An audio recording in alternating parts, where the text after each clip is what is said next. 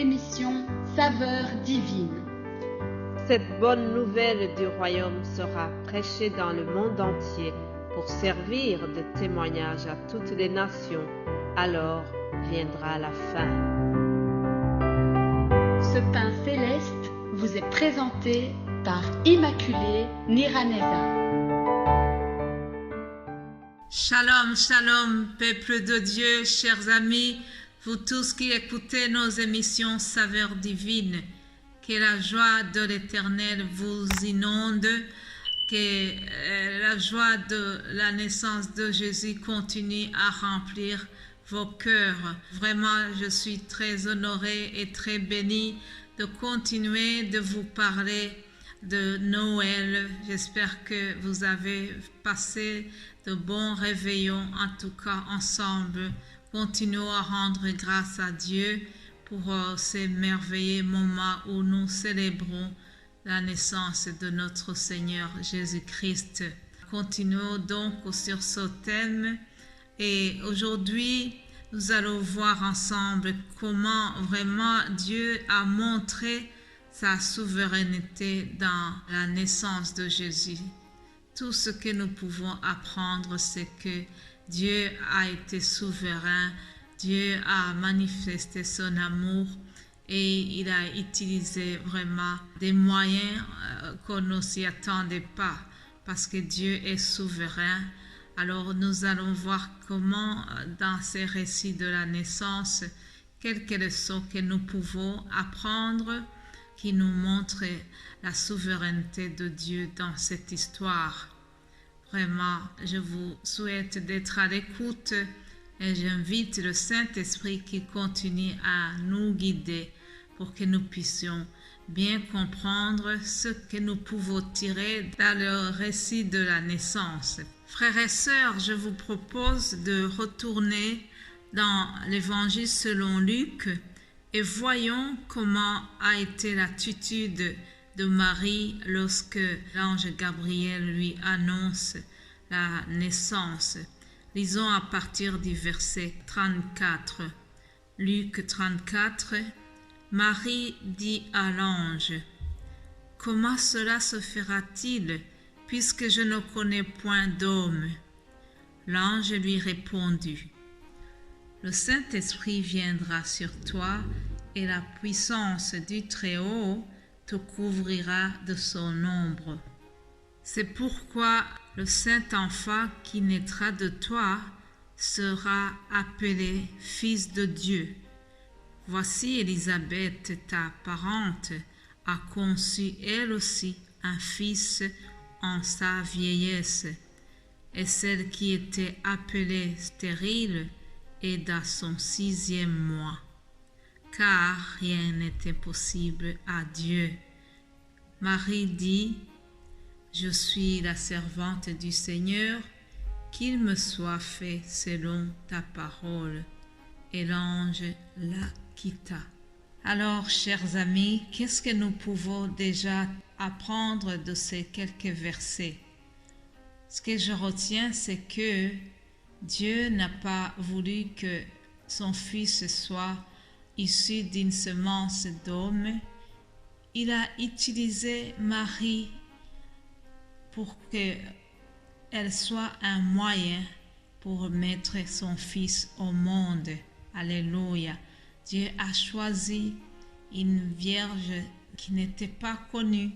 Elle n'était pas issue d'une famille royale quelconque.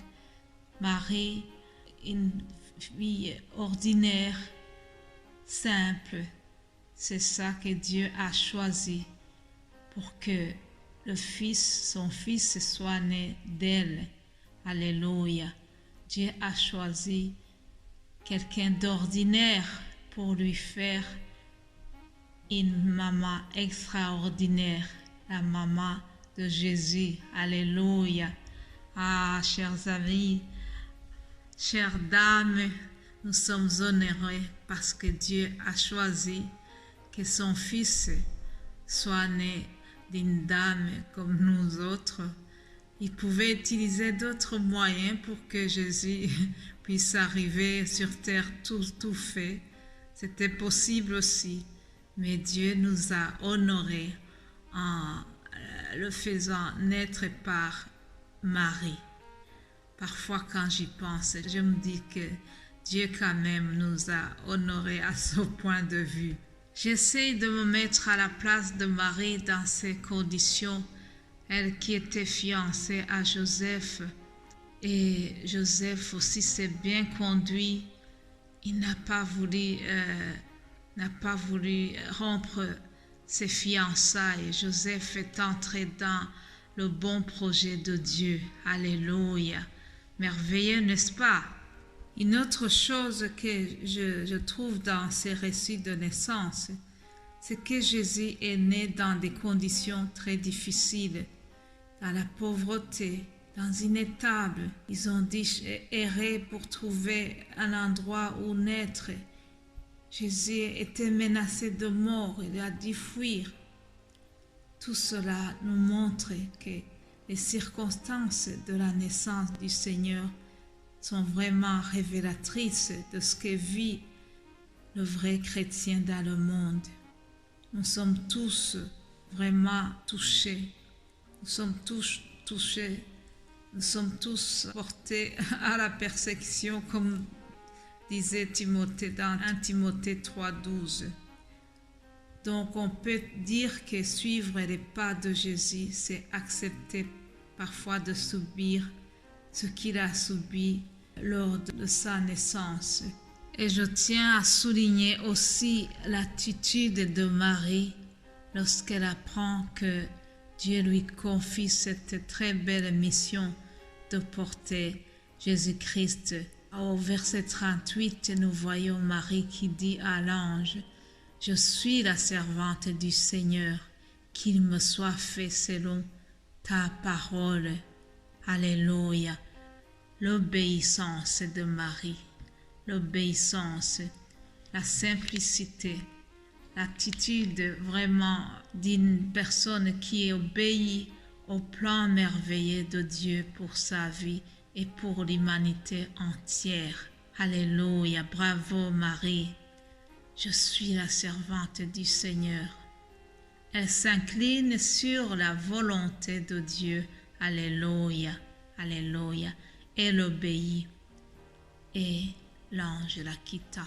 Et en terminant, chers amis, je voudrais que nous retenions une chose très importante.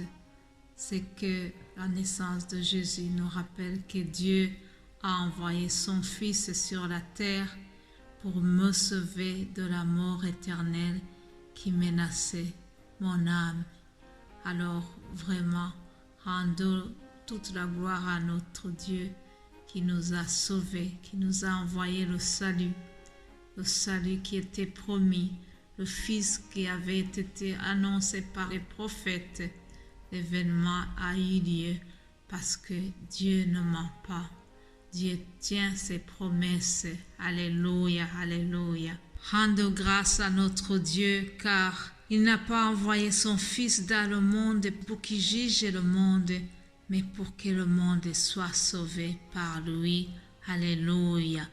Continuez d'avoir la joie de Noël, vraiment, et que cette joie continue de nous inonder, de nous donner l'espoir. Jésus est la source de tout ce que nous pouvons avoir besoin, source de tendresse, source de notre communion fraternelle.